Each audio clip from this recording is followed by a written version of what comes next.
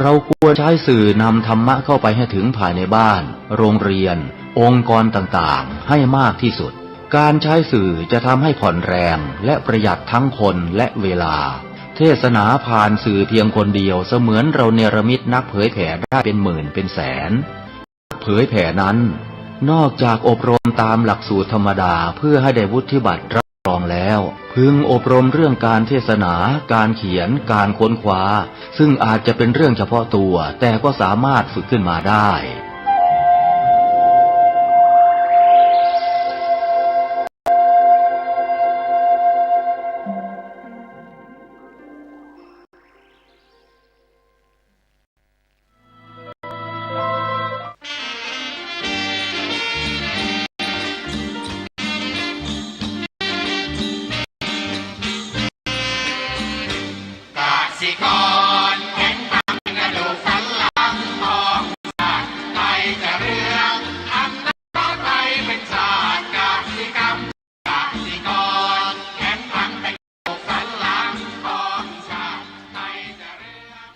รายการต่อจากนี้ไปขอเชิญท่านผู้ฟังทุกท่านเข้าสู่รายการดีมีคุณค่าน่าติดตามรายการเกษตรเพื่อชีวิตดำเนินรายการโดยกลุ่มรักเกษตรประสานงานโดยนายพิชัยคงพิทักษ์คณะเกษตรมหาวิทยาลัยเชียงใหม่หมายเลขโทรศัพท์0 3 9 4 4 0 3 ขอเชิญทุกท่านติดตามรับฟังได้ณบัดนี้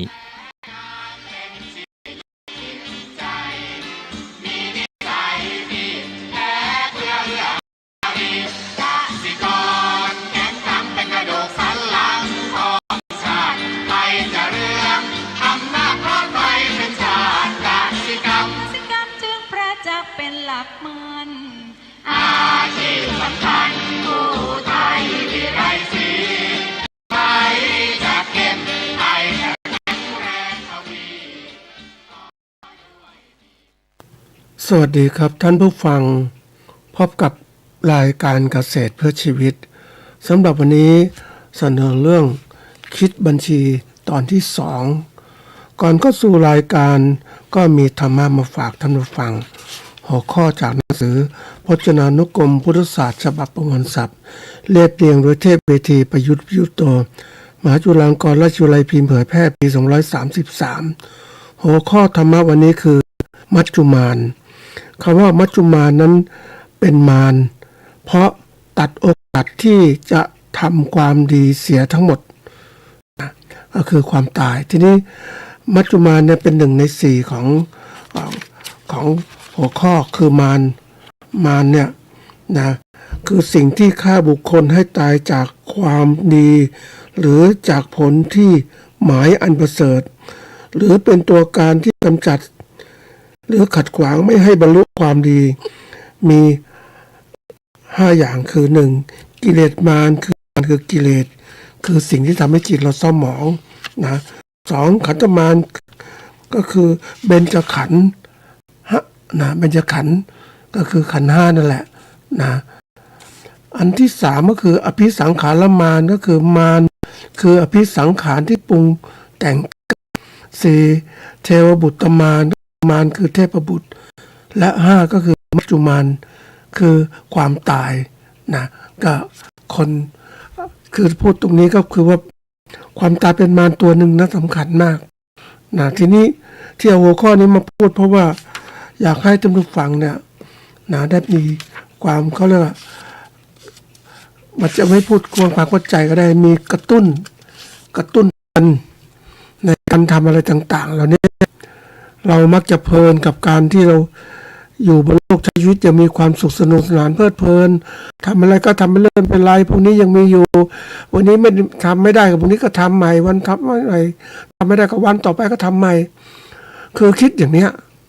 ก็เหมือนกับว่าเรามีเวลาอยู่มากมายทีเดียวเอาเรื่องนี้มาพูดเพราะว่าไอ้ตัวเนี้ยตัวความตายตัวตัดโอกาสในการทำความดีเสียทั้งหมดถึงเวลามันก็ตายได้นะท่านผู้ฟังอันนี้ไม่ใช่เล่นนะแล้วเราจะทำอะไรก็ต้องรีบทำอ่ะมันเป็นตัวเตือนบอกว่าคนเราเนี่ยถ้าเราจะทำอะไรนะอยู่บนเส้นทางคุณงามความดีเนี่ยก็อยากให้รีบทำเสียนะไอ้ความต้องทำเลยหยุดแล้วแต่ความดีต้องรีบทำเพราะว่า ถ้าปล่อยไปเรื่อยๆหรือไม่ตั้งอกตั้งใจเนี่ยไอ้ตัวมารสุดท้ายตัวมัจจุมารเข้ามาเนี่ยมันจะแก้ปัญหาไม่ทันมันตายแล้วมันทำอะไรไม่ได้วันนี้เราเกิดมาแล้วเนี่ยพบพระพุทธศาสนาหลักคำสอนพบพ่อแม่ครูบาอาจารย์ที่นำคำสอนแล้วพบหลักธรรมพระพุทธเจ้าแล้วเนี่ยเราต้องรีบเอานำหลักธรรมเหล่านี้มาปฏิบัติเพื่อเราเป็นคนดีนะเราเป็นความชั่วใจผ่องใสทีนี้เมื่อเราได้ตรงนี้แล้วเนี่ยก็ถือว่าเราคือได้ปฏิบัติธรรมแต่เราจะมาเนิ่นช้าเอาวันนู้นดิวันนี้สินะแล้วมันเป็นไงบ้างเราเมื่อไหร่จะได้ทำจริงจังในตัวนี้สำคัญมากความตายมันตัดเข้ามาเนี่ยมันแค่ใจเท่านั้นแหละท่านผู้ฟังดูต้องได้ลมหายใจมันให้ใจเข้าไม่ออกหรือออกไม่เข้ามันก็ตายท่านผู้ฟังตรงนี้หมดมันอยู่ใกล้ตัวเราก็ตัวนี้อยู่ใกล้ตัวมากเลยสัญญาณความเตือนนั้นการหยุดหายใจเนี่ยนะมันก็ต้องตัวสุดท้ายนะท่านผู้ฟังทำให้เรามีชีวิตก็เพราะลมหายใจเพราะนั้นอยากให้ท่านผู้ฟังทำอะไรก็ต้องรีบทำเสียอย่ามาเนิ่นช้าโดยเฉพาะอย่างยิ่งคุณงามความดีที่เราทำให้มากขึ้นความชั่วลดไปเลยความชั่วมันหยุดได้หยุดเพราะว่ามันมากแล้วอ่ะแต่เราทำความดีเพื่ออะไรเพื่อที่จะให้มีดีมากมันจะทำให้ความชั่วนั้นที่ทำไปแล้วเนี่ยมันเหมือนกับว่าลดเจือจางลงไปนะไม่มีทางแก้กรรมนะท่านผู้ฟังอันนี้เราพูดถึงตามจริงๆเราความชั่วก็เหมือนเกลือนะทำเกลือเค็มน้ำเค็มนั่นแหละแต่น้ำมันเค็มมันก็เหมือนคนอยู่ในความชั่วแต่ถ้าเรารีบทำความดีให้นะเติมน้ำคืองามความดีมันน้ำดีใส่ลงไปทำมากๆเข้าความก็ปริมาณน้ำดีมันมากขึ้นมันก็ทำให้น้ำไม่เค็มแหละทีนี้เราต้องรีบทำท่านผู้ฟังจะมาเนิ่นช้ารอเวลานะมันไม่ได้ละวันนี้ก็มาพูดเพื่อจะเตือนหลายคนนะปล่อยชีวิตเรื่อง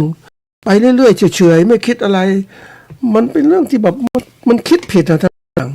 เมื่อใดถ้าเราก็ตามถ้าเราคิดผิดมันก็ผิดไปหมดแหละถ้าเราคิดมันถูกที่ต่อมันเป็นอย่างนี้เพราะชีวิตของเราก็จำกัดด้วยวันเวลามันอยู่อย่างน้อยเนี่ยผู้ชายก็มัน78หรือผู้หญิงก็82ต้องรักษาดีขึ้นก็จะยืนยาวไปเจอมีข่าวหนึ่งมันก่อนไปเจอคนอายุยืนยาวนะท่านผู้ฟังเขาก็พูดว่าเขาก็เกือบ80-90แล้วนะเขามีญาติของเขาอายุ103 ปีแล้วเขาก็กลัวว่าจะอยู่นานลำบากลูกหลานแต่มันเป็นเรื่องของแต่ละบุคคลนะท่านผู้ฟังแต่เราก็ต้องเข้าใจเรามียืนยาวเราก็รีบทำคุณงามความดีอย่าไปคิดว่าลำบากลูกหลานเพราะชีวิตของเรานั้นมันมีจำกัดนะท่านผู้ฟังน้อยขึ้นอย่าแต่ละบุคคลแต่เราต้องรีบทำนะธรรมชาติไม่ได้นะวันนี้มาพูดถึงเรื่องของคิดบัญชี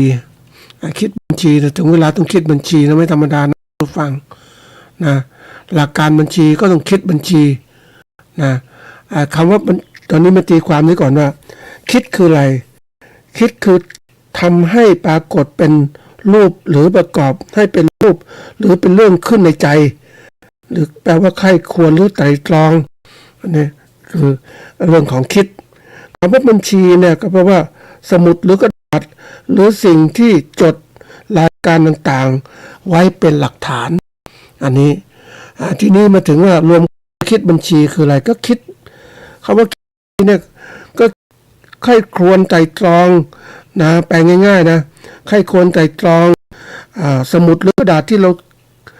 สำหรับจดบันทึกรายการต่างๆเนี่ยเอามาดูที่มันเป็นยังไงคือใครไตร่ตรองมันถูกต้องมันเป็นยังไงบ้างนะมันจะดียังอันนี้คือดีท่านผู้ฟังแล้วเราต้องทำไมต้องคิดบัญชีก็เพราะว่าที่เขาเรียกว่าถึงเวลาท่านผู้ฟังบันทึกรายการต่างๆไว้แล้วเนี่ยเราก็ต้องมาตรวจดูว่าเฮ้ยมันเป็นไง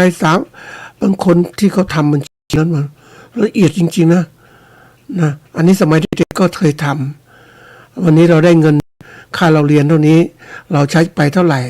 เราก็พยายามมาดูพยายามจะเหลือเงินต้องประหยัดไว้ คือเราได้มาสมมติว่าเรา10 บาทเนี่ยเราก็ซื้ออาหารการกินไปนะก็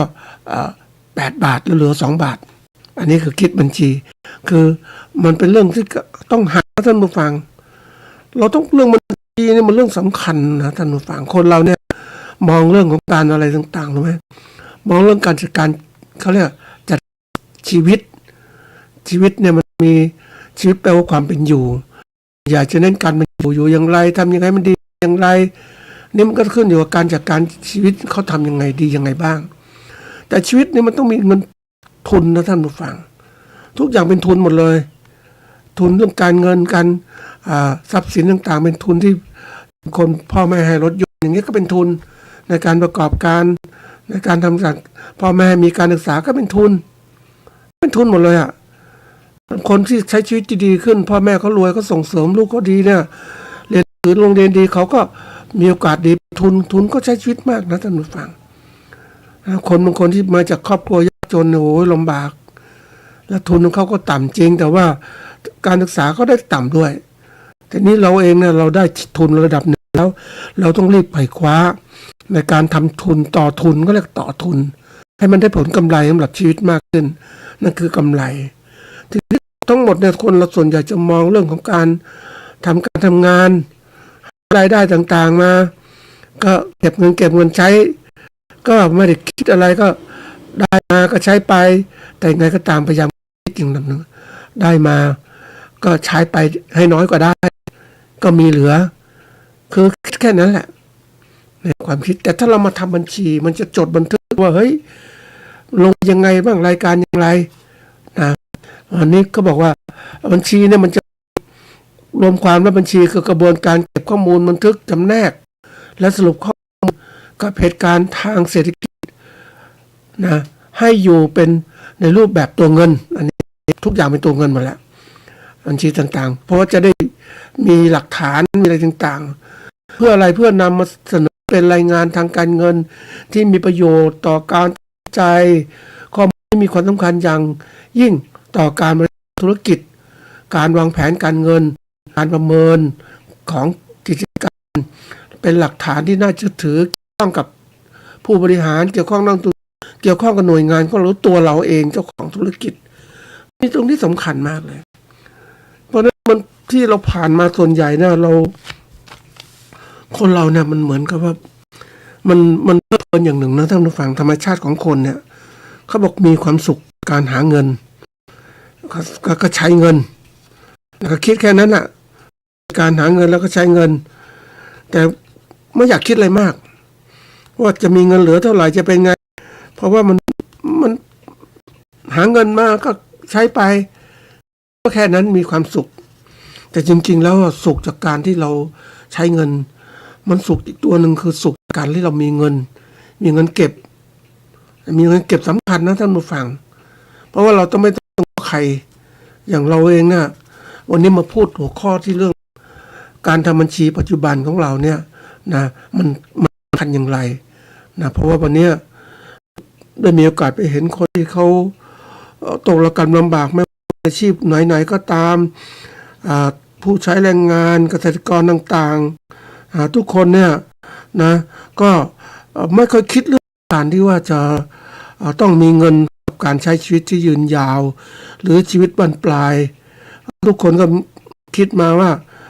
มาก็ใช้ไปนะมีคนที่แบบมันมีเรื่องจริงนะท่านผู้ฟังคือเรื่องนี้มันพูดได้นะพ่อแม่ที่ก็รักลูกเลยลูกอยากได้อะไรให้ลูกหมดเลยพ่อแม่คนหนึ่งที่ก็ค้าขายเฉพาะวันเสาร์อาทิตย์ได้เงินที่มีลูกมันอยากได้ของเล่นนะก็ซื้อมันก็พูดถึงของเล่นนะท่านผู้ฟังมันก็มีของเล่นเพื่อการชีวิตมันความสุขสนุกสนานแต่นี้ก็ของเล่นนี้มันแพงท่านผู้ฟังตุ๊กตาก็แพงแล้วก็แพงหมดเลยนะพ่อแม่หาเช้ากินค่ำเนี่ยแล้วซื้อตัวหนึ่งเรียกของเล่นที่เป็นตัวต่อสำหรับเด็กอ่ะมันเหมาะสำหรับใครเหมาะสำหรับเด็กทุกคนแต่ว่าเด็กคนที่จะได้คนจะมีนั่นคือคนที่มีพ่อ แม่มีฐานะ เพราะไอ้ตัวต่อเนี่ยมันแพงทีเดียวนะก็พ่อแม่รักลูกก็นี่ไปถามมาทำไมคุณซื้อนี้ให้ลูกยังไงก็ลูกมันอยากได้อ่ะอยากได้ก็มาขอก็รักลูกก็ซื้อที่มันแพงมากนะท่านผู้ฟังไอ้ตัวต่อพวกเนี้ยพวกเลโก้พวกอะไรเนี่ยมันแพงดูฐานะของเขาเนี่ยก็คือเป็นคนที่ว่าซื้อของเก่าแล้วก็หาของเก่าสัก5 วันถึงก็ไปขายของเก่านะทำอย่างนี้มีรายได้ชนิดที่ว่าพอเก็บได้นิดหน่อยไม่ถึงมากมายเพราะว่าความที่รักลูกมากอะไอ้ความรักตัวนี้มันร้ายกันนะท่านผู้ฟังรักแล้วไม่มีเหตุมีผลเนี่ยมันรักเกินอ่ะรักมากจนกระทั่งแบบยอมทุกอย่างแล้วก็ถึงวันหน้าให้ลูกมีความสุขวันนี้สนุกสนานเอาซื้อก็ซื้อเนี่ยคนไม่คิดอะไรเนี่ยนี่มันเป็นเรื่องที่ต้องคิดนะเพราะมันไม่มีเงินสมอ่ะวันนี้จะมาพูดถึงเรื่องของที่ว่าคิดบัญชีอย่าไม่คิดบัญชีตัวคิดบัญชีแค้นว่าไว้ทีหลังนะแต่วันนี้คิดบัญชีเพื่อที่ทำให้เรานั้นได้รู้ว่าชีวิตของเราจะดีอย่างไรเตรียมการหรือเปล่า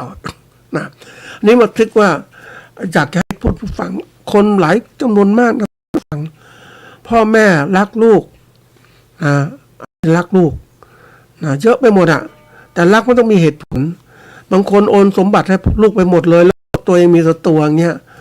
ลุงใช้สรุปสุร่ายแล้วถามว่าแก่ชราเป็นอย่างไรแก่ชราลูกมันก็มีครอบครัวใช่ไหมมันก็สนใจจะลูกไม่สนใจพ่อแม่แล้วมีคุณค่าก็คือพูดตรงบางทีมันก็น่าช้ำใจเหมือนกันนะมาฟังคนเนี่ยมองคนทั่วไปเขามองได้มีคุณค่าของคนแก่เฒ่าเนี่ยคนบางคนมองไม่เห็นนะคือยังไม่แก่ยังมีเงินทำงานกินได้มีเงินให้ลูกหลานได้มีค่า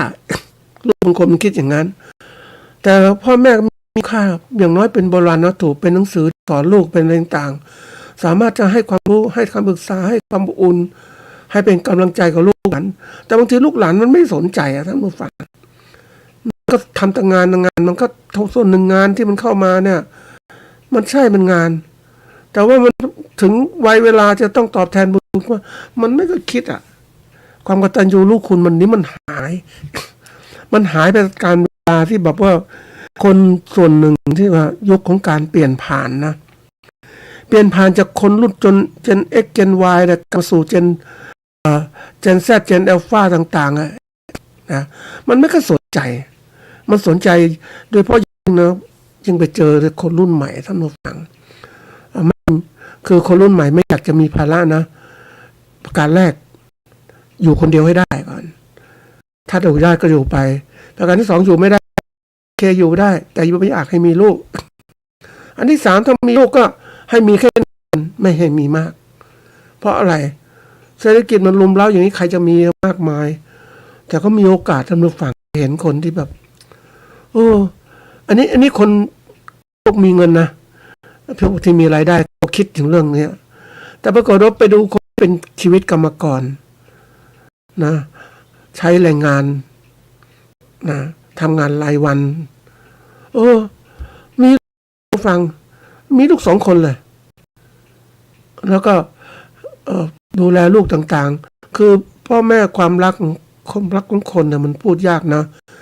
รักหญิงรักชายรักหญิงอันนี้ก็ส่วนหนึ่งแต่รักลูกเนี่ยมันก็ส่วนแต่ลูกมันก็เป็นกำลังใจในการเป็นทรัพย์สมบัติของพ่อแม่พอช่วงปิดเทอมเขาก็ลูกไปกับเขาลูกก็ช่วยงานพ่อแม่ก็ใช้ลูกทำงานโน่นนี่ลูกก็ช่วยเพราะอยู่บ้านมันไม่มีใครเลี้ยงยุคค่าเลี้ยงดูลูกแพงนะท่านผู้ฟังเพราะฉะนั้นเขาก็เวลามีลูกก็เอาลูกไปเข้าโรงพยาบาลเข้าประถมต่างๆอย่างน้อยก็มีเงินรัฐบาลช่วยนี่ทีนี้ที่เราจะฟังนะว่าคนน่ะใช้ชีวิตประจำวันไม่ได้เคยคิดถึงว่าจะต้องมีเงินเก็บไม่เคยเก็บเงินนะท่านผู้ฟังเป็นอะไรที่แปลกมากเลยนะ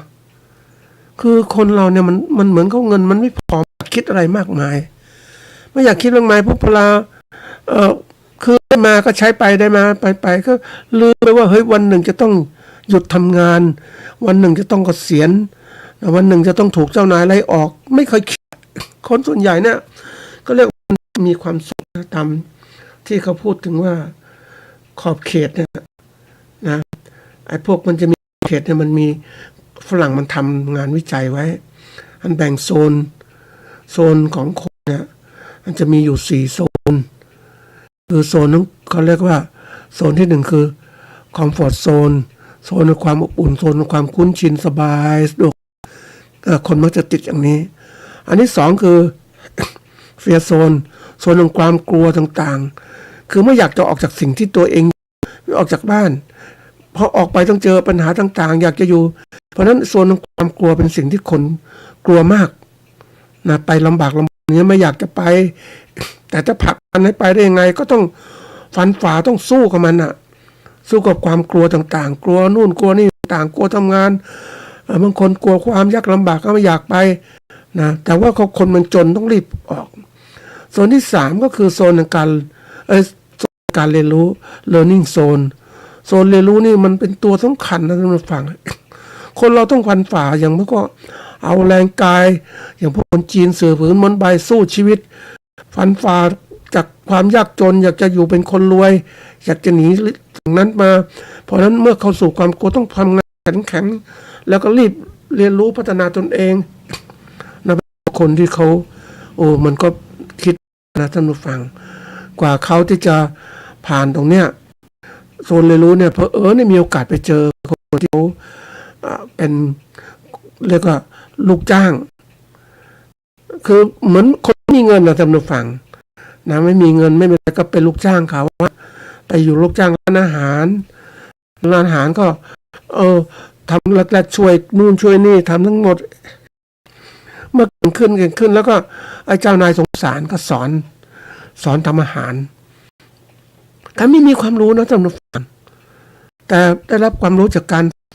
เขาเรียกว่าทำงานเจ้านายเมตตาก็สอนอาหารนี่ช่วยทำอาหารให้เจ้านายเจ้านายเป็นเจ้าของร้านก็ทำได้ทุกอย่างเลยทำอย่างเก็บความรู้ต่างๆทั้งหมดหนึ่งก็เจ้านายเลิกกิจการไปเรื่อยๆไปเนี่ยแกก็ต้องมาทำเองความรู้ที่มีอยู่แล้วทำอาหารได้ทุกอย่างเลยเก่งเลยเนี่ยเลยคือการโซนที่ทำงานก็การเรียนรู้นี่แหละเพราะนั้นการเรียนรู้เนี่ยมันพัฒนาได้ถ้าผ่านตรงนี้เข้าไปสู่ก็เรียกโซนก็คือโซนความก้าวหน้ารุ่งเรืองเจริญก้าวหน้านี้เพราะฉะนั้นคนมันสะสมสู่ประสบการณ์ต่างๆต้องคิดอย่างนี้นะเราอยากเจริญก้าวหน้าบรรลุความสำเร็จเกษตรกิจมั่นคงเข้มแข็งก็ต้องทำให้เจริญก้าวหน้าอย่าไปอยู่อย่างเราเป็นกรเนี่ยเราจะทำเป็นกรไม่ได้มันมีโอกาสรวยเราเป็นชาวนาถ้าชาวนาแบบไม่เป็นผู้ประกอบการเป็นชาวนาเกษตรกรมันก็ยังเป็นอย่างนี้ลำบากใช่ไหมแต่เมื่อไหร่ก็พัฒนาตัวเองให้เป็นผู้ที่เรียกว่าเป็นผู้ประกอบการเกษตรนะมีความรู้เรื่องการผลิตการตลาดก็ทำการเจริญก้าวหน้าใช่ไหมเขาถึงบอกว่าคนที่ประกอบร่ำรวยนะมีโอกาสร่ำรวยคือพวกนักธุรกิจพวกที่ประกอบอาชีพส่วนตัวบริหารส่วนตัวที่เก่งนะท่านผู้ฟังมันต้องหาท่านผู้ฟังถ้าเรามาอยู่ติดสุขติดกับความยากจนอย่าไปเลยอย่างเงี้ยที่สุดก็ยากจนตลอดไปท่านผู้ฟังทีนี้ที่เอาตรงนี้มาพูดเพราะว่าเนื่องจากว่า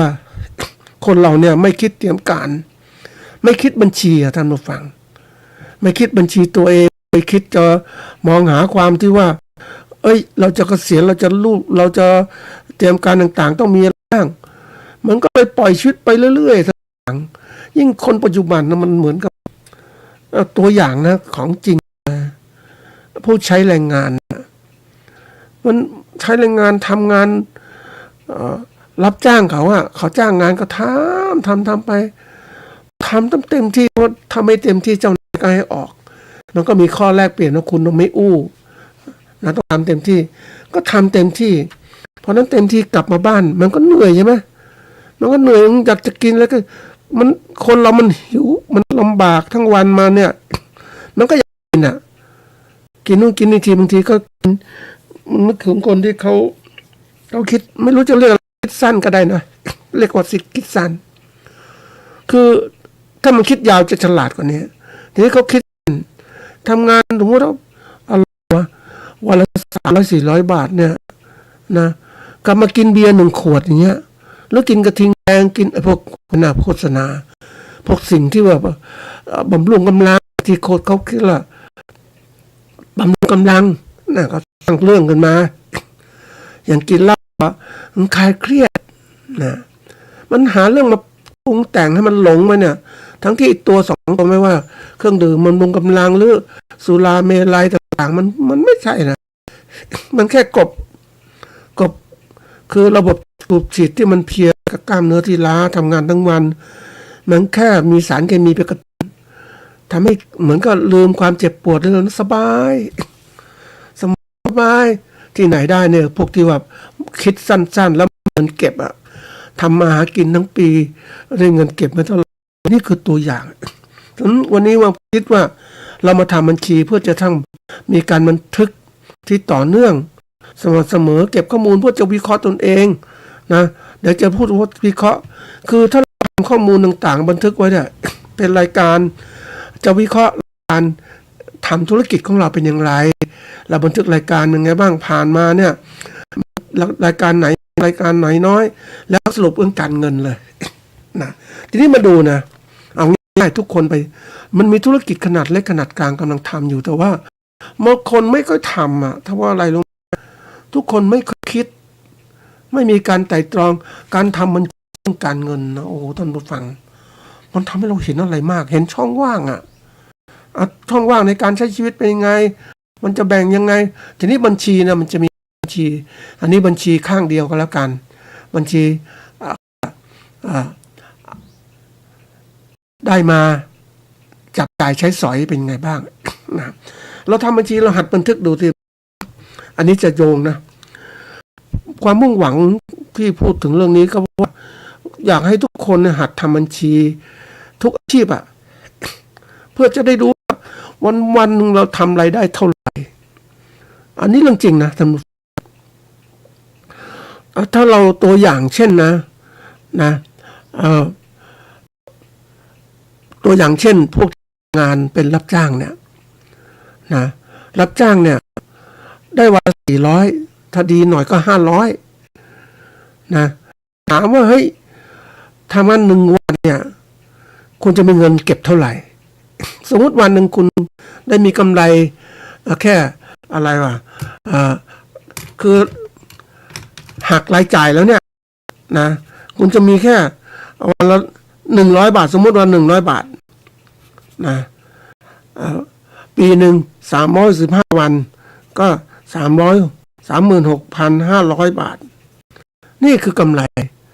แล้วถ้า10 ปีนะก็300,000 กว่าบาทเอง360,000 กว่าบาท20 ปีก็700,000 กว่าบาททีนี้คุณมาดูตรงนี้ว่าเฮ้ยทำบัญชีเนี่ยคุณรู้มีแค่นี้รายได้เท่านี้แล้วคุณจะพอจ่ายไหมคุณไม่จะทำงานอยู่ตลอดไปนะอย่างน้อย50 ปีหรือ60 ปีคุณก็ถูกเข้าออกจากงานแล้วคุณจะมีเงินเก็บเท่าไหร่นะมีเงินเก็บเท่าไหร่ที่จะใช้ตอนแก่เฒ่าชราต่างๆทั้งหมดคุณมาเพลินกับการทำงานสนุกสนานแล้วก็เพลินกับการใช้จ่ายเงินเทศกาลทีก็สนุกสนานเพลิดเพลินอ่ะอย่างตัวอย่างเช่นเทศกาลสงกรานต์น่ะใช้กันในคนนู้นมาเนี่ยใช้ไปพอหามาทั้งปีอยากจะมีความสุขอย่างนั้นแต่ถามว่าหมดเท่าไหร่อันนี้นั่งดูนะโอ้โหมันหมดเยอะเหมือนกันนะท่านผู้ฟังแล้วนี่ตัวอย่างแค่ใช้คนเดียวนะมีกำไรเท่านี้แล้วถ้าช่วยใช้ภรรยามาช่วยใช้จะเหลือเงินเท่าไหร่50 ปีจะเป็นยังไงบ้าง50 ปีคนหลายคนท่านผู้ฟังที่ใช้แรงงานเนี่ยถูกก็ให้ออกนะท่านผู้ฟังอย่าง10 ปีเนี่ยคือเดี๋ยวนี้50 ปี55ก็จน55นะท่านผู้ฟังนอกจากคนที่เก่งๆถึง60บางคนก็เป็นที่3จะถึง70แล้วแต่ที่เขาจะแต่ละบริษัทเขาจะเลือกคนนะแต่ผู้ใช้แรงงานนะอย่างน้อยถ้าร่างกายมากแก่ชรามากไม่มีใครอะที่อยากจะจ้างงานต่อมีโอกาสคุยเรื่องนี้กับคนที่ใช้แรงงานท่านผู้ฟังชีวิตที่น่าสงสารมันเป็นอะไรที่ คนเรามันมีต้นทุนชีวิตแตกต่างกัน อย่างนี้คนนี้ที่สารก็เพราะว่าอะไรมีลูกนะแล้วก็เลิกมีไม่สนใจแล้วแกก็ดูแลลูกเพราะลูกมันก็ไม่สมบูรณ์แม่ก็รักลูกท่านผู้ฟังก็ดูแลลูกที่ไม่สมบูรณ์พึ่งตัวเองไม่ได้เรียนหนังสือก็เรียนไม่ได้พ่อแม่ก็อายุมากขึ้นมันก็เหมือนก็60ไปแล้วไอ้เจ้านายมันสงสารมันก็เจ้านายให้ทำงานได้วัน300 บาท350 บาทวันไหนไม่ได้ทำก็ไม่มีรายได้หยุดมากๆเนี่ยโอ้ยเสาร์อาทิตย์หรือเทศกาลหยุดเนี่ยไอ้เจ้านายมันฉลาดนะท่านผู้ฟังก็ธรรมชาติของคนไหนทำงานคือเขาพยายามจะไม่จ้างเป็นเงินเดือนก็จ้างเป็นรายวันไหนหยุดไปโอ้โหถามว่าให้เป็นไงวะเนี่ยคนเนี้ยนะบอกไม่มีรายได้ก็ประหยัดได้กินเงินออมที่มีอยู่เนี่ยเงินลำบากมากนะแต่มันไม่มีความมั่นคงชีวิตท่านผู้ฟังเจ็บป่วยให้พอมี30 บาทรักษาทั่วโลกแต่วันไม่มีเลยเพราะอะไรทำงานกินไป2 คนนะแม่กับตัวลูกใช้ไปแล้วเงินเก็บไม่ท่านผู้ฟังมันเหมือนหาเช้ากินข้ามนี่คือตัวอย่างมันนั่งคิดทำบัญชีรู้ด้วยนี่ขนาดคนที่เขาไม่คือคิดบัญชีเขาฟังนะคนก็ว่าเขาไม่อยากบัญชีเพราะว่ามันรู้สึกว่ามันไม่มีเป้าหมายมันไม่ได้อะไรเพราะเขาตามเขาไม่คิดไปไกลเขาไม่รู้ว่าจะแก่เฒ่าจะตายตอนไหนขออยู่ไปวันๆก็แล้วกันแล้วก็เคยถามว่าให้คุณถ้าคุณถูกให้ออกจะทำไงวะเนี่ยไม่รู้จะเป็นไงจะกินไงก็ไม่รู้เพราะอายุก็มากแล้ว60จะเกือบ65แล้วนะแต่70อย่างเนี้ยมันไม่มีใครจ้างมาฟังนี่คือตัวอย่างเพราะฉะนั้นอยากให้ทุกคนใส่ใจกับบัญชีที่ว่าเรารีบทำในวัยทำงานเนี่ยวัยเรียนรู้วัยทำงานก็มาดูเนี่ยทีนี้มาดูการทำบัญชีง่ายๆนะท่านผู้ฟังเพราะว่าเราจะได้ไปปรับตัวในแง่ของธุรกิจของเราทำช้าเนี่ยมันโอกาสของการพัฒนาตัวเองเนี่ยมันแก้ไขต่างๆก็ช้าทีนี้มาดูนะอันนี้ดูสำหรับผู้ที่มีรายได้ฝ่ายทำบัญชีเนี่ยถ้าโชคดีของเราเนี่ยนะถ้ามีรายได้ประจำเราทำงานประจำรายได้ประจำได้รายวันไม่ประจำรายวันเดี๋ยวนี้ในเชียงใหม่มีคนนะท่านผู้ฟังมีเขาเรียกว่ามีคนตกงาน คนไม่มีงานทำเขาจะไปอยู่เขาเรียกมีที่ชุมชนไม่ใช่มีชุมชนเป็นสถานที่ที่เขานั่งคนก็มีงานทำเขาไปนั่งรอตรงนั้นเสร็จแล้วคนที่ต้องการรายงานคนก็จะมาที่นี่ก็จะขับรถมารับเอาไปทำงานแล้วก็มาส่งคือทำงานรายวันน่ะบางคนก็โชคดีไปทำงานรายวันนี้ก็ได้เจอเจ้านายที่ก็จ้างจะเป็นประจำแต่ว่าเป็นรายวันคิดรายวันบางคนโชคดีถูกจ้างเป็นรายเดือนโอเคเลยนี่ประจำต่างๆมันก็มีรายได้ของมันทีนี้เราก็เฮ้ยรายได้เรามีเท่าไหร่แต่นี่เป็นผู้ที่ขายแรงงานนะท่านผู้ฟังแต่ประเภทที่ว่าเป็นพวกที่มีการศึกษามีอะไรต่างทำงานราชการมีรายเดือนมันก็รายเดือนเดี๋ยวนี้มันก็12,000 15,000ไปแล้วต่อปริญญาตรีนี่จ้างต่างๆพวกที่คนสช.ก็ได้ระดับหนึ่งนี่รายเดือนถามว่าปกติพวกเนี้ยรายได้ของมันเพิ่มขึ้นแต่ละปีใช่ไหมเดี๋ยวนี้พวกที่ทำงานเป็นรายเดือนเนี่ยอย่างบางทีเป็นพนักงานของรัฐอย่างเนี้ยก็ผูกมัดนะคือต่อไปนะท่านผู้ฟังมันก็น่าคิดนะเพราะการเป็นข้าราชการจึงรับผิดชอบตลอดชีวิตของข้าราชการเราเนี่ยรัฐจ่ายเยอะนะเพราะอะไรเพราะว่าพวกนี้เวลาเกษียณแล้วเนี่ยต้องมีบำนาญบำเหน็จเป็นก้อนแล้วคนจะรับแล้วก็อย่างค่ารักษาพยาบาลก็เยอะก็อันนั้นคือส่วนหนึ่งแต่นี่มันก็กลายเป็นพนักงานมีเงินสมทบจ่ายสมทบรัฐบาลจะ เพราะพยายามที่จะลดภาระของการเป็นข้าราชการจะต้องจ่ายเงิน จะจ่ายเงิน เพราะว่าบางคนมันก็มีข้อคิดนะว่ารัฐบาลที่ประเทศพัฒนาแล้วเนี่ยเขาจะพยายามที่จะแบ่งคือปัญหาความเขาเรียกว่าค่าดูแลบุคลากรที่เกษียณไปแล้วจากข้าราชการต่างๆนะถ้ามีข้อผูกมัดมันจ่ายเยอะมากรัฐบาลก็เลยหาวิธีการจะลดข้าราชการลงเป็นพนักงานก็จะมีเงินสะสมมีเงินก้อนมีอะไรต่างๆนะก็อันนั้นจะลดค่าใช้จ่ายลงไปเพราะว่าถ้ารัฐบาลต้องมีหาเงินมาจ่ายให้กับข้าราชการเพราะข้าราชการถ้ามันเงินมันมากนะท่านฟังปกติเขาบอกว่าสมัยก่อนก็มีการคิดง่ายๆคนเนี่ยเขาที่เกษียณสมมติว่าเกษียณเนาะ50 ปี60 ปีเขาก็คิดอีก5 ปีก็ตายแล้วเพราะนั้นไม่ยุ่งยากในการมีบำนาญแต่ปรากฏที่ไหนได้60 ปีเกษียณมาแล้ว10 ปีก็ไม่ตาย20 ปีก็ยังไม่ตายแล้วต้องจ่ายเยอะแยะเลยนะท่านผู้ฟัง80 ปี90 ปียังมีอีกเพราะอะไรรู้ไหมมันไม่ตายรัฐต้องจ่ายเงินโอ้โหมหาศาลเป็นค่าบำนาญเขาก็เลยพยายามจะคิดหาวิธีการลดต้นทุนก็จะให้เป็นพนักงานของรัฐนะไม่ต้องมีข้อผูกมัดแต่ในประเทศที่พัฒนาอย่างเขาเรียกอย่างประเทศอเมริกาคนที่เขาทำไมเขามีเงินคนเขาอะไรทำงานแล้วแต่เขาจะมีบำนาญตลอดนะก็เพราะว่าช่วงหนึ่งคือระบบเขาเนี่ยเขาเก็บภาษีเยอะมากรายได้ภาษีมูลค่าเพิ่มเยอะของเราเก็บไม่ได้เก็บเราเก็บอย่างเดียวตอนนี้ภาษีรายได้นิดนึงแล้วก็ภาษีมูลค่าเพิ่มภาษีที่ดินกำลังจะเพิ่มนี่มันต้องปรับตอนนี้เราไม่ปรับระบบเราก็ไม่มีเงินมาจ้างรัฐก็ต้องมีเงินลงทุนเพราะว่าตอนนี้มันเก็บภาษีไม่ได้เนี่ยอย่างช่วงนี้รัฐบาลต้องไปกู้เงินเพราะว่าเศรษฐกิจมันแย่ลงต่างๆตอนนี้นี่มันก็หลามเพราะนั้นวันนี้จะหาความมั่นคงจากที่ว่าคนที่จะเป็นข้าราชการมันน้อยลงแล้วต่อไปนี้ที่มาดูตรงนี้เพราะว่าเพื่อจะให้ท่านเนี่ยได้รู้และเข้าใจว่าระบบงานต่างๆเนี่ยรายไ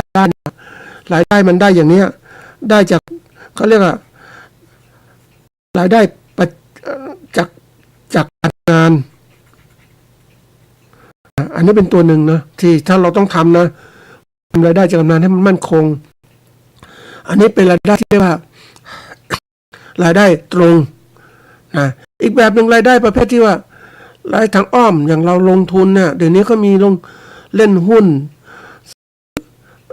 ลงทุนต่างๆทั้งหมดเลยมีทุกอย่างนะท่านผู้ฟังอย่างสหกรณ์ออมทรัพย์ก็มีรายได้มากกว่าธนาคารบางคนฝากธนาคาร50 ตังค์ต่อปีหรือ1 บาทต่อปีแต่ถ้าไปสหกรณ์ออมทรัพย์ระบบเอกชนตัดนู่นตัดนี่ไปแล้ว3% ต่อปีนะหรือถ้าลงทุนเนี่ยอาจจะได้เป็น10%หรือ8% ต่อปีก็ได้พวกซื้อหุ้นต่างๆเล่นหุ้นต่างๆอันเนี้ยนี่คือรายได้ที่ทางอ้อมที่เราวางคนที่เขามีเงินเขาทำอย่างนี้เขาก็เลยว่าซื้อหุ้นเล่นหุ้นหรือว่าซื้ออสังหาริมทรัพย์ซื้อที่ดินก็เก็บไว้อย่างน้อยก็มีรายได้เลี้ยงไม่ต้องทำอะไรก็มีรายได้นะมันเป็นเรื่องจริงนะท่านผู้ฟังว่าคนรู้จักว่าเราได้ตรงที่เตรียมไว้ต้องทำอย่างนี้รายอ้อมบางคนที่เขามีเงินทำไมครอบครัวรวยๆเขาไม่ต้องทำมาหากินแต่เขาลงทุนนู่นเขาไม่ต้องทำแต่ว่าใช้คนอื่นทำงานแทนเขามีหน้าที่เอาเงินมาเป็นทุนเท่านั้นนี่ตัวอย่างทีนี้มาดูว่าเรามีรายได้ง่ายๆอย่างนี้นะนี่เราจะมีรายได้ทีนี้รายได้สำคัญนะท่านผู้ฟังมานั่งดูว่าเอาตัวอย่างของจริงถ้าเราคิดบัญชีรายได้ของเรานะเดือนละวันละ400อันนี้ไม่ได้มองเป็นเรื่องของใหญ่ๆโตๆนะคิดถ้าเป็นปีเป็นเดือนก็ถ้าวัน400 บาทก็เดือนละ12,000 บาทสมมตินะทีนี้เรามีแค่วันเท่านี้นะวันละ400 บาทเราคิดเป็นรายวันง่ายๆเวลาทำอะไรเนี่ย มันจะเห็นตัวเลขเลยนะไล่เท่านี้ปุ๊บทีนี้มาดูฝั่งรายจ่ายของเราเนี่ยอันนี้พวกใช้แรงงานนะใช้แรงงานของเราเนี่ยอาหารของเราอาหารเครื่องนุ่งห่มนะที่อยู่อาศัยยารักษาโรคอาหารง่ายๆเนี่ยของเราเนี่ยเดี๋ยวนี้แพงนะท่านผู้ฟังอาหารมันขึ้นราคาจริงๆนะอย่างน้อยไปเจอเนี่ยอย่างละ100ขึ้นไปเป็นข้าวราดแกงเนี่ยก่อนนั้น30 กว่าบาทเดี๋ยวนี้ก็เป็น50 บาทเอาเมื่อเรากินง่ายๆข้าวราดแกงเอาไว้สุดเนี่ย50 บาทมื้อละ50 บาท3 มื้อก็150แล้วแต่มา150แล้วอันนี้คือรายจ่ายค่าเครื่องดื่มที่เราใส่เราก็ซื้อมาเนี่ยสมมุติว่าเราเช่าเสื้อของเราเนี่ยไปทำงานเนี่ยรวมง่ายๆใช้สมมุติซื้อมาเสื้อผ้านะตัวเท่าไหร่แล้วก็ตัวละ1,000อย่างเนี้ยเราตัวละ1,000เราใช้ได้2-3 เดือนก็แก่แล้วเก่าแล้วเราก็ลดลงไปเพราะฉะนั้นลดลงไปรายวันเราใช้ได้เสื้อผ้าทีนี้ปุ๊บเราแสดงว่าสมมุติว่าเสื้อผ้าใช้ได้90 วันนะเอาตัวละ1,000นะ90 วันนะก็เอา1,000หารด้วย90นะ90เพราะนั้นว่าค่าเช่าเสื้อผ้าของเราเนี่ยอย่างน้อยนะวันละ10 บาทตีไปวันปกติเราเนี่ยเสื้อผ้าต่างๆนะวันละค่าใช้ของเราเนี่ยวันละ40 บาทค่าเสื้อผ้านะอันนี้เสื้อผ้าทำงานนะบางทีเสื้อผ้านอนก็ใส่อีกอย่างงู้นอย่างนี้ไปอีกนะถูกของเราเนี่ยอันนี้มันก็ต้องเป็นค่าเช่าเนาะเราหัดคิดเป็นค่าเช่านอนเช้าเย็นนะมันตรวจไปเจอเนี่ยวันหนึ่งเขาเรียกเดี๋ยวนี้โรงแรมบางทีมันคิดนะวันละต่ำสุดนะท่านผู้ฟังไปเห็นเดือนละ 3,000 บาทต่ำสุดนะท่านผู้ฟังที่เขาไปดูเพราะนั้นค่าที่พักของเราเนี่ยถ้าเราไม่มีแล้วค่าที่พักก็วันละ100นะยารักษาโรคนี่อาจจะ10-20 บาทอาจจะ20 บาทก็แล้วกันรวมแล้วเนี่ยท่านผู้ฟังนะอันนี้ยังไม่คิดค่าแรงงานตัวเองนะค่าแรงงานเนี่ยเรามานั่งดูก่อนนะว่านะอันนี้เราได้วันละ400อาหารที่เรากินวันละ150ค่าเดินทางมอเตอร์ไซค์ก็วันคิดค่าน้ำมันเนี่ยต้องเดี๋ยวนี้น้ำมันก็ประมาณ40 ลิตรละ40 บาทเนี่ยวันละลิตรเนี่ยเท่าไหร่ละเราไม่คิดค่าเช่ามอเตอร์ไซค์นะท่านผู้ฟังเราคิดค่าเช่ามอเตอร์ไซค์เท่าไหร่แล้วโอ้ยนะเพราะนั้นถ้าเราได้นะค่าอาหารไปแล้ว150ค่าเครื่องดื่ม40 บาทค่าเช่าที่อยู่100 บาทค่ายารักษาโรคค่าน้ำมันค่าเดินทางไปทำงานเพราะนั้น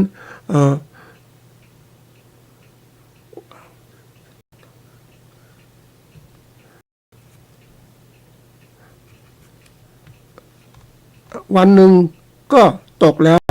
นะอย่างต่ำสุดเนี่ยนะก็300นะอันนี้มาดูแล้วตรงนี้ตัวเลขไปนะอาจจะเรียกว่านะมากนะท่านผู้ฟังนะก็เรียกว่าหนึ่งนะ300มากกว่า300นะมัน80วันหนึ่ง350ท่านผู้ฟังเพราะนั้น350เนี่ยถ้าเรามาดูปุ๊บเนี่ยอันนี้ค่าที่เราไปลงทุนไปทำงานนะเป็นพวกค่าอาหารค่าเครื่องนุ่งห่มที่อยู่อาศัยยารักษาโรคค่าเขาเรียกค่าน้ำมันเดินทาง40 บาท วันต้องจ่าย350เพราะนั้นเราจะมีรายได้ต่อวันเนี่ยกำไรถ้าพูดถึงกำไรนะก็400ลบด้วย350ท่านผู้ฟังนะเดี๋ยวถึงป่ะ350นะ300โอ้ใช่350เพราะนั้นมัน400ลบ50ก็ได้ค่า50บาทเองวันหนึ่ง50บาทท่านผู้ฟังยังไม่ได้บวกค่าแรงงานเรามีรายได้ชีวิตของเราเนี่ย50บาทจะพอกินไหมเนี่ยนะตัวอย่างทีนี้เรามานั่งดูต่อไปว่าเฮ้ยถ้าอย่างนั้นเนี่ย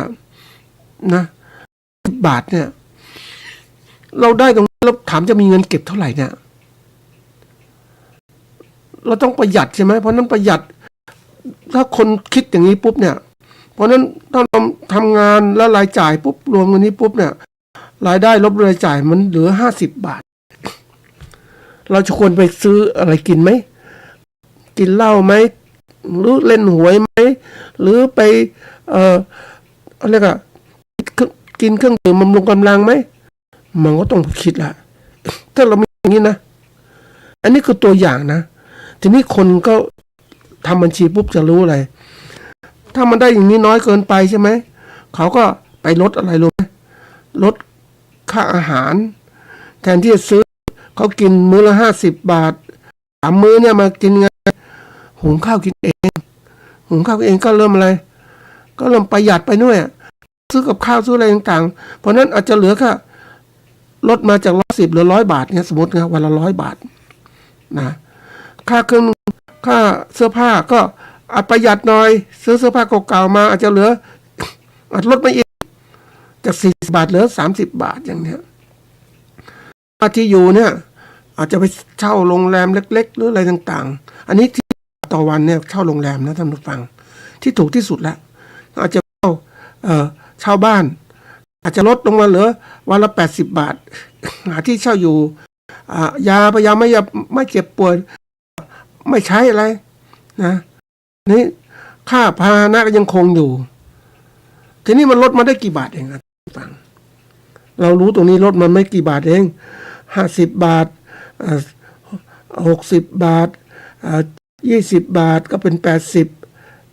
บาทบวก20บาทลดอีก20บาทก็100ลดไปอีกนะ100บาทนะ100บาทอีกมันจะเหลือแค่400บาทลบด้วยนะ250บาทแล้วก็เหลือเพิ่มมาอีก100เหลือ150บาทนะกลายเป็นว่าประหยัดขนาดไหนนี่แค่วันเดียวแค่ตัวอย่างการคิดเราจะต้องประหยัดค่าใช้จ่ายอื่นนี่มาคิดอย่างนี้เพราะฉะนั้นวันนี้ที่บอกว่านี่ยังไม่รวมอะไรยังไม่รวมที่ค่าใช้จ่ายให้กับลูกให้กับเมียให้สามีหรือต่างๆในค่าอาหารอื่นเงินเนี่ยโอ้โหมันไม่พอทำดูฟังนี่คือตัวอย่างของการใช้แรงงานการที่เราทำอย่างนี้นี่คือผู้ใช้แรงงานไม่มีอะไรสักอย่างเดียวที่นี่ถึงว่าถ้าเป็นเกษตรกรไทยเนี่ยเกษตรกรต้องทำนะท่านผู้ฟังเพราะเราจะได้รู้ว่าเฮ้ยมันมีรายได้อะไรบ้างที่เราประหยัดที่สุดของเกษตรกรก็คืออะไรรู้ไหมก็คือค่าเขาเรียกค่าที่พักอาศัยที่พักอาศัยนานเนี่ยมันมีบ้านมีอะไรอยู่ก็ลดระดับหนึ่งนะเรามีค่าอาหารการกินเราก็ลดไปได้มี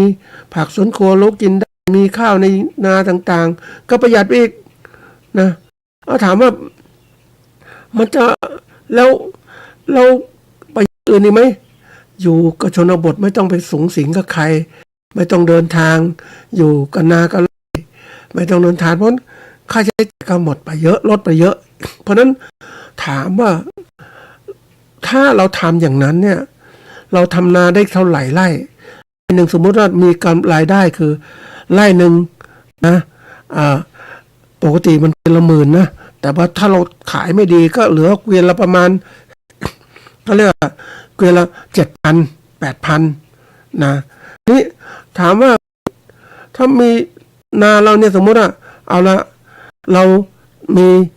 รายได้คือต้นทุนในการทำนาเนี่ยมันก็สูงนะมีเขาคำวิจัยนะประมาณเกือบ7,000 บาทเพราะฉะนั้นขายได้เกินละ10,000ก็รายได้เกินละ3,000 บาทมี10 ไร่เท่าไหร่นะก็30,000 บาทเองใช่ปะนี่คือตัวอย่างเราคิดรายงานของเราเป็นไงวันเท่าไหร่ถ้าเราทำนาจริงๆเทียบรายได้ของเราเนี่ยวันละ400 บาทนะสมมติวันละ400 บาททำนานี่30,000 บาท30,000 บาทก็ใช้เวลาประมาณ3-4 เดือนนะท่านผู้ฟังกว่าจะขายข้าวทำงานได้ปีละครั้งหนึ่ง2 ครั้ง3 ครั้งต่อปีแล้วแต่ถามว่าเฮ้ยมันจะมีรายได้ไม่มากท่านผู้ฟังมันเก็บไม่ได้มากเพราะนั้นวิธีการเนี่ยเราจะร่ำรวยยังไงต้องหัดคิดตรงนี้เราจะลดตรงไหนทำยังไงเพราะนั้นจะทำนาให้มากขึ้นต้องทำไงมีรายได้มากขึ้นต้องปรับตัวทั้งหมดเลยนั่นคือหลังของการเรียนรู้ว่า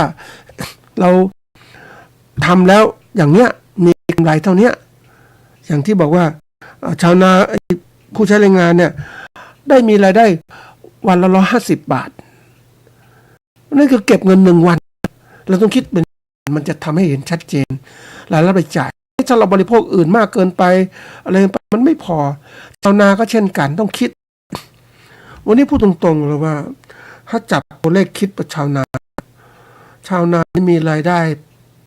ประจำคือขายข้าวนะตัวอย่างไม่รู้จะทำอะไรทีนี้จะมีลดรายจ่ายนะคือ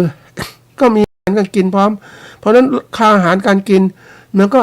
อยู่ในครอบครัวน้อยเสื้อผ้าก็มีน้อยเพราะฉะนั้นมันก็ว่ามันต้องประหยัดมากนะท่านผู้ฟังชีวิตที่บอกคนที่เป็นชาวนานะลำบากนะท่านผู้ฟังรายได้เนี่ยพูดถึงจริงไม่ร่ำรวยหรอกเพราะว่ายิ่งเศรษฐกิจแบบนี้แล้วก็การกดราคาจากพ่อค้ากลางหมดเลยนะไม่มีเงินส่งต่างเพราะมันก็ยังดีกว่ากรรมกรหน่อยท่านผู้ฟังแล้วก็มีชาวนามีโอกาสที่ร่ำรวยเป็นของตัวเองเพราะฉะนั้นวันนี้การคิดบัญชีเราหัดทำมันจะมีโอกาสที่ว่าพัฒนาตนเองไปสู่ความรวยได้หาทางแก้ไขรายได้ลดรายจ่ายให้มากขึ้นมันก็จะมีความรู้ว่ามีช่องในการพัฒนาตัวเองอย่างไร